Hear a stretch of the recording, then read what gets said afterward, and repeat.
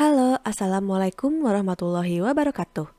Materi yang akan dibahas kali ini yaitu mengenai brute force. Brute force merupakan sebuah pendekatan langsung untuk memecahkan suatu masalah dengan sederhana dan dengan cara yang jelas, sehingga dapat diperoleh sebuah keputusan pemecahan masalah yang langsung mengacu atau menuju kepada hasil yang diinginkan.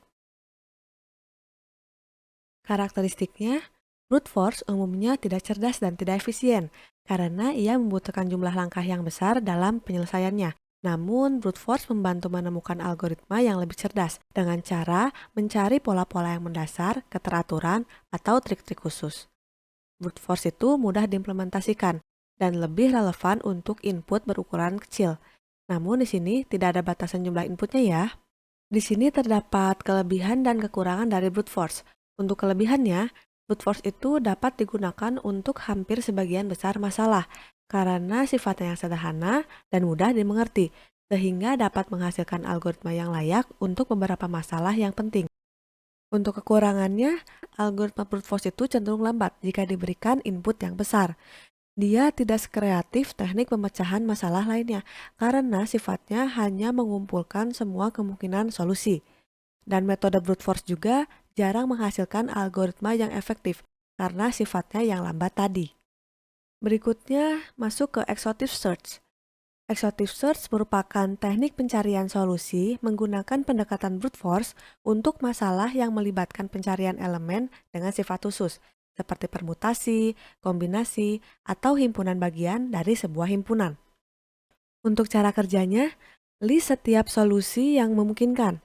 Lalu evaluasi setiap kemungkinan satu per satu. Bila pencarian solusi berakhir, umumkanlah solusi yang terbaik. Masuk ke contoh kasus. Misalkan di sini ada contoh kasus Traveling Salesman Problem atau TSP. Untuk contoh kasus ini, kita akan menemukan sebuah rute perjalanan entah itu terpendek atau terpanjang yang kesempatan mengunjungi kotanya itu hanya satu kali saja.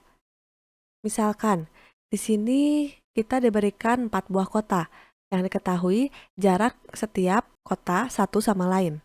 Misalkan kita akan berangkat dari kota A dan kembali ke kota A lagi.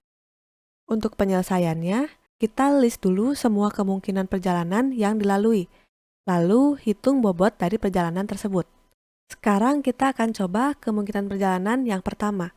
Untuk kemungkinan perjalanan yang pertama itu ada A, B, C, D, A. Untuk bobotnya, kita tinggal menjumlahkan setiap jarak antar kotanya. Misalkan A ke B 12 ditambah B ke C 8 ditambah C ke D 15 dan ditambah D ke A lagi 10 dan hasilnya adalah 45. Setelah itu kita akan menemukan rute perjalanan yang kedua. Untuk rute perjalanan yang kedua ada A, B, D, C, A dengan bobotnya itu adalah 41. Rute perjalanan ketiga A, C, B, D, A dengan bobot 32.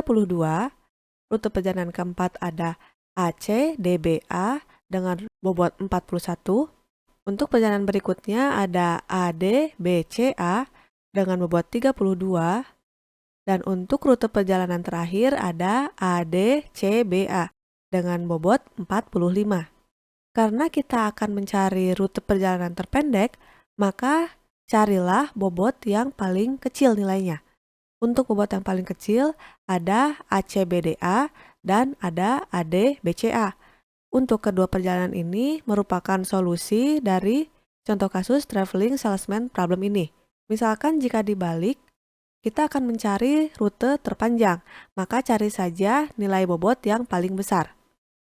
Contoh kasus selanjutnya ada Integer Knapsack Problem. Untuk contoh kasus ini, kita akan menentukan himpunan objek yang memberikan keuntungan maksimum tanpa melebihi kapasitas kantung. Misalkan di sini saya mempunyai sebuah kantung yang berkapasitas 16 kg. Dan di sini ada 4 buah objek yang memiliki berat dan profit masing-masing. Kita akan menentukan himpunan objek manakah yang memberikan keuntungan maksimum yang akan dimasukkan ke dalam kantung tanpa melebihi kapasitas kantung tersebut. Sebelumnya kita akan definisikan terlebih dahulu. Untuk berat kita definisikan dengan W, untuk profit kita definisikan dengan P. Ini untuk benda 1, benda 2, benda 3, dan benda keempat. Penyelesaiannya, hitunglah semua kemungkinan. Kemungkinannya misalkan akan memasukkan satu buah barang, atau kombinasi dua buah barang, kombinasi tiga buah barang, atau semua barang dimasukkan ke dalam kantung. Lalu kita akan hitung bobot serta profit masing-masing. Yang pertama, misalkan jika kita tidak memasukkan benda apapun ke dalam kantung, maka untuk bobot dan profitnya itu sama dengan 0. Misalkan hanya barang satu saja yang dimasukkan ke dalam kantung, maka kita akan mendapatkan beratnya itu 2 kg dan profitnya 20.000. Jika hanya barang yang kedua saja yang dimasukkan ke dalam kantung, maka beratnya itu 5 kg dan profitnya 30.000. Untuk barang ketiga juga sama, bobotnya 10, profitnya 50.000. Dan jika kita hanya memasukkan barang keempat saja, kita akan mendapatkan bebannya itu 5 kg dan profitnya 10.000. Untuk satu barang ini tinggal masukkan dari soal saja ya. Bagaimana jika barang ini saja, atau barang yang kedua saja, barang ketiga saja, atau barang keempat saja masuk ke dalam tas. Untuk kombinasi dua barang, kita akan mencoba semua kemungkinannya. Pertama, untuk barang ke-1 dan barang kedua yang akan kita masukkan ke dalam tas. Hitunglah bobotnya. Untuk bobotnya tinggal dijumlahkan saja. Barang 1 bobotnya adalah 2, barang 2 bobotnya adalah 5, dijumlahkan menjadi 7 kg. Untuk profitnya juga sama, kita tinggal menjumlahkan profit dari barang 1 dan barang 2. Profitnya jika dijumlahkan menjadi 50.000. Lalu coba juga kombinasi dua barang yang lainnya. Ada kombinasi barang 13, 14, 23, 24, dan 34. Setelah kombinasi dua barang, kita akan mencoba kombinasi tiga barang. Misalkan akan mencoba kombinasi barang ke-1, kedua, dan ketiga. Untuk bobotnya itu tinggal dijumlahkan sehingga menghasilkan 17 kg. Kombinasi tiga barang ini, dia lebih dari kapasitas kantung. Kapasitasnya hanya 16 ya. Sedangkan kombinasi barang ke-1, kedua, dan ketiga ini 17. Karena melebihi kapasitas kantung, maka profit tidak usah dihitung. Lalu cari lagi kombinasi tiga barang yang lainnya. Ada kombinasi barang 1, barang 2, dan barang 4, kombinasi barang 1, barang 3, dan barang 4, dan kombinasi barang kedua, barang ketiga, dan barang keempat. Untuk kombinasi yang melebihi kapasitas kantung, profitnya tidak usah dihitung. Berikutnya, bagaimana jika semua barang dimasukkan? Jika semua barang dimasukkan, hitung bobotnya dan mendapatkan 22 kg. Nah, karena melebihi kapasitas kantung yang hanya 16 kg, profitnya tidak usah dihitung. Nah, sekarang coba kita masukkan ke dalam tabel. Untuk yang pertama ini ilustrasinya, bagaimana jika dia tidak memasukkan barang ke dalam kantung. Jika tidak memasukkan barang ke dalam kantung, maka akan didapat bobotnya itu 0 dan profitnya 0.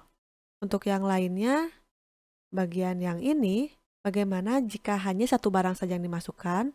Lalu bagaimana jika ada kombinasi dua barang? Dan yang terakhir bagaimana jika ada kombinasi tiga barang? Serta yang terakhir bagaimana jika semua barang dimasukkan? Sekarang kita cari profit terbesar dari semua kemungkinan yang sudah dicari, namun tidak melebihi kapasitas kantungnya. Untuk profit yang paling besar adalah 80.000 dengan bobot 15 kg. Barang yang menghasilkan profit paling besar ini adalah kombinasi dua barang, yaitu barang kedua dan barang ketiga. Sehingga untuk solusinya bisa dituliskan seperti ini. Barang yang tidak dipilih kita tulis dengan 0, barang yang dipilih kita tulis dengan nilai 1. Di sini barang kedua dan barang ketiga saja ya yang dipilih, jadi kita beri nilai 1, sisanya 0. Nah, tadi sudah dijelaskan ya beberapa contoh soal dengan menggunakan brute force. Untuk cara kerjanya, kita tinggal list dulu semua kemungkinan solusi, lalu evaluasi solusi tersebut satu per satu.